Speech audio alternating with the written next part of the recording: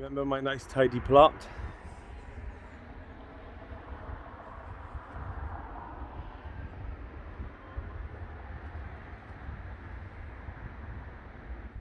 It looks like I'm going to have to spend a bit of time today clearing up and picking up all the bits of plastic that's blown into the plot and all the rubbish that I've obviously moved now because I've got this in. Right, let's get these jobs done.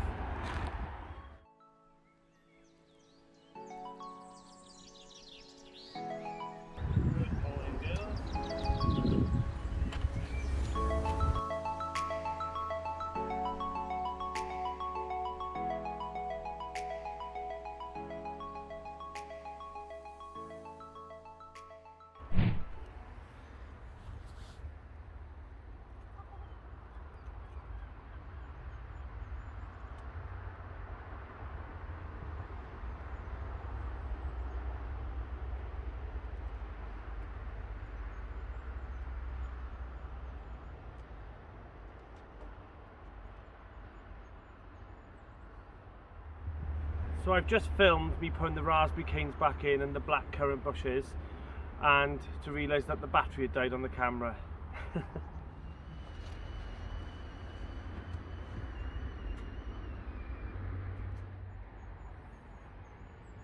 Just what I needed.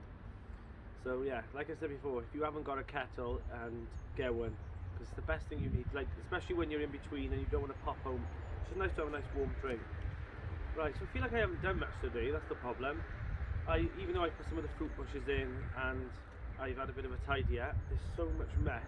I'm going to have a quick tidy up as well, because there's still plastic blowing into my plot. I know that's going to be a constant thing over the winter, but I need to get those things done. I've got one of these extra planters that I need to take home as well, and I'll use that in my garden, I think. Can't seem to think of where else I can put it. But I'm already envisioning spring already and planting my seeds. So are you doing that now as well? Like, are you already, you know, getting excited for spring? I love that. Like, I love that season planning. I prefer to do the planning and the building than the actual, you know, harvesting. Is strange. Well, I still enjoy it, but I mean, I get more enjoyment out of the building and planning. So this year I am planning on growing my onions from seed. So I've never done that before. I've always bought sets. So for my summer crop, I bought Globo. I'm probably going to post a video any of the seeds that I'm sowing for next year. Any suggestions that you think I can have to help improve this channel, and please honestly put them down below. I won't be offended at all, unless it's to tell me that to stop doing it, or tell me that you need a new, you know, a new host of the show. Then I'm obviously going to not listen to those two, but anything else I'll take on board. The greenhouse is okay now though. I wish I filmed the disaster that the greenhouse was. The roof though, with those straps, perfect. So I'm tempted to buy some more for the sides, you know, to keep them in. That's the only problem with the polycarbonate greenhouse, is that it withholds the heat more. It holds the heat in more in the summer, but when the wind hits them, if you get one hole, everything else bows and flex and pops out. You could put as many clips in as you want. So I'm tempted to buy a few more of those ratchet straps that I got on the roof, on the sides, and then put fingers crossed. But yeah, like I said, I wish I filmed it, but my priority was to make sure that the greenhouse didn't cripple and, you know, blow away. So I didn't grab the camera, I just came straight over, because they called me, the committee called me and said, you better get over here quick, your greenhouse is going. And luckily I was here in time. Like, it was lifting, it lifted on top of the pots on the back, so it was, you know, over a bit. And the door was off, loads of panels, so, you know, it took a bit of time to put it back, and I've anchored it down now, but I really need to think of a way of anchoring it down firmly. The reason I haven't, it's not that I'm putting it off, is that a future project was to raise the greenhouse off the floor, you know, another foot so I can get extra height. I don't want to anchor it down, but I suppose I could, and then bolt it and then undo the bolts. I'll have a think about that. I've still got some more of these half round of the fencing that I want to use to finish off the fence at the bottom. There's so many things I need to do, but like you know, like your plots as well, or if you're gardening, you'll be planning as well. The strawberries are still going red, like it's December. You know, it doesn't make sense. It doesn't make sense that I've got red strawberries in December, but this is how weird this year has been. And the rhubarb's, you know, sprouting again, and it's normally dormant by now. But what a weird year, eh?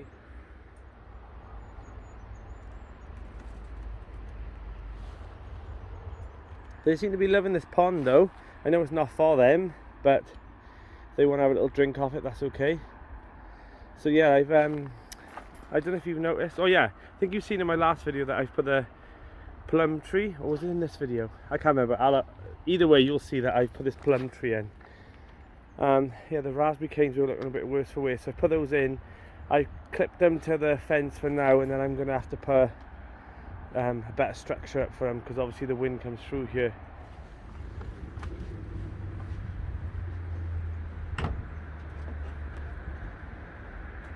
I'm not sure if you noticed in one of the previous videos that my brother gave me this mirror from his house. So I've noticed that some of the chickens tend to look through the reflection on the glass on the potting shed.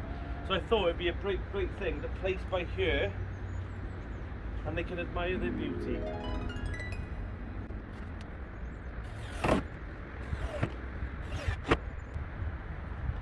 Let's take a look.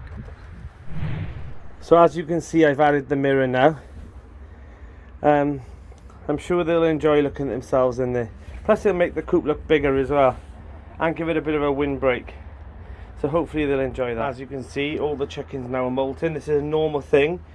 I remember the first time that I seen it, I panicked and I thought that something was wrong with all the chickens.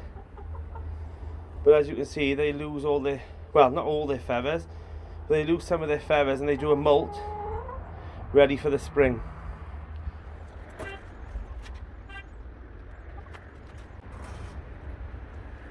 You wouldn't think it, the chickens drink so much water, even though they take obviously moisture out of the soil when they're digging for worms and things like that. They drink so much water.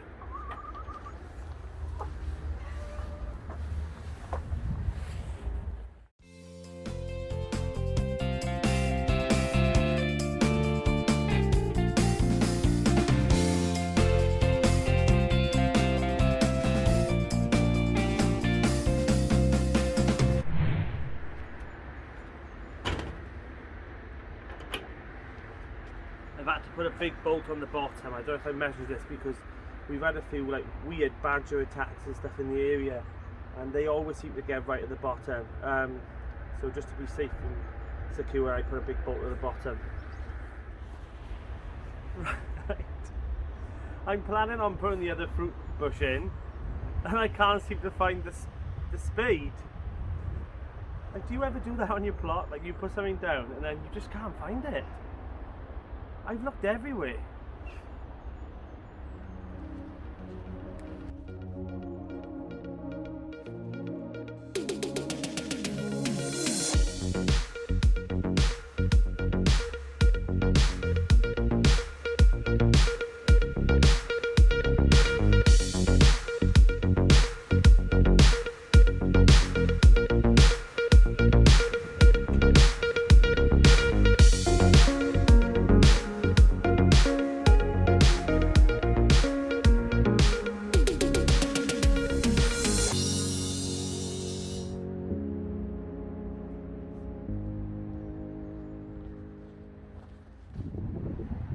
Right, so as you can see, I've managed to put this one in and this one in. This one on the right is the red currant, the one that I labelled up. We're not sure what this one is, I just don't know. I've got some raspberry canes that have come down here from a neighbouring plot. I'm going to leave them in for now, and then I'll get them out on another date. But for now I'm going to leave some in. So as you can see, it's already started to bud, which is a good sign, very good sign.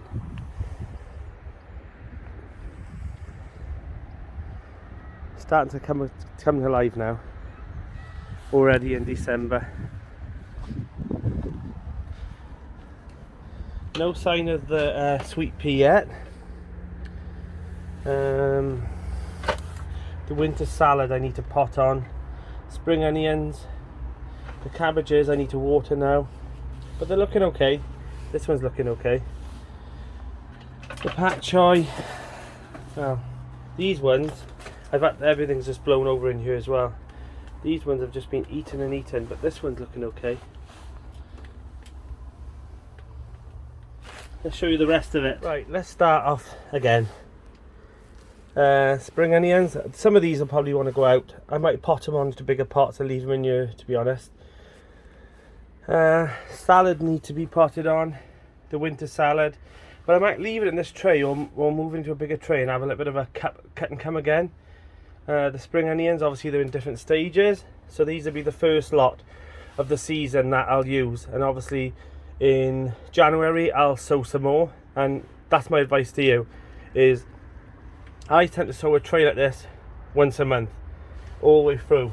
And that's plenty then, isn't it? That's plenty of spring onions. Like, how many do you need? But some grow slower than others. But so as you can see, they're bigger. Then we got like some medium ones, and then we've got some small ones. The cabbages, they're looking okay. They've grown extra leaves now, so I'm pleased with them. Even if I get something out of them, even if some leaves. Pak choi, it's been eaten a little bit, but the cold's come now, and I think it's knocked off some of the pests. These ones, they got battered by, I think it was some mite, like leaf miner. I think it was leaf miner. Yeah, the onions now, they've all come up, so I'm happy with those. The carrots now, I'm going to give them a good bit of a water, but these are looking okay considering it's December. They're sheltered here, they got a bit of sun. My nets have come. If you haven't got these, get them. Hold on. These are like the Enviromesh. They're not cheap, but they look nice, and they obviously, you know, they reflect more sunlight than the green ones. You know, like some plot holders use the green ones like this. They're okay. Like, I've got a roll of that as well, but I find these ones reflect the light in more, obviously, because you know, the plants get more sunlight from them rather than the green ones. But if you know, it's up to you really, but I just find that these are worth the cost. And to be honest, these two here, I've had these 2 years. Look, not a rip in them. So, you know, and I bash them about. And the one thing that I do as well is that they get a bit brown sometimes from the soil. You could take them home, put them on a quick wash, and they come out brand new like this again. So you can wash them. That's a little tip from me. Chuck your nets in the washing machine on a you know, short cycle. So I don't think we've ever seen the plot from this angle. So yeah, I've got some more hoops come in, like these ones, to go on this bed, and also for these two here. I'm still debating how many of the hoops I'm really going to need, because when the summer comes, this one will need them, because the purple sprouting broccoli.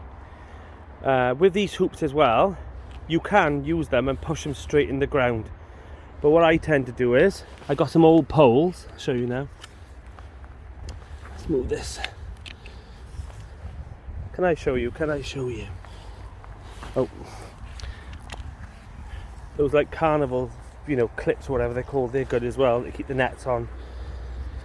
So what I do is, I don't push the pole straight in. Take this one out. See this pole's underneath? They're just normal, like, I think it was off an old gazebo or something, you know, like a kid's tent or something, like gazebo. And they just fit over those. So I just hammer those into the ground, and they permanently stay in the beds. And then these, I can just lift off and then, you know, move to whatever I need to do. But all these beds are designed to be the same size, so they're all the same size, so I can use all the hoops on them. Believe it or not, these ones fit on here. There is an extra bit of gap on either side, But all these beds up here use the same hoops. So when you're building your beds, don't think, oh, I'll just build that smaller bed there and it'll be a bit narrow and stuff. You can do that, but if you're buying these hoops, think ahead. And you can just use them everywhere then, rather than having particular ones for particular beds. This is the traditional way, I think, is just piping, white piping. I believe you can get it from like Screwfix and B&Q and places like that. It's normally blue, but I've seen the white one, so obviously just look better on the nets really. I said I was going home, but I can't settle knowing that there's bits still all over the plot, because they might blow into the nets and whatnot. So let's get that done and then I'm definitely going home.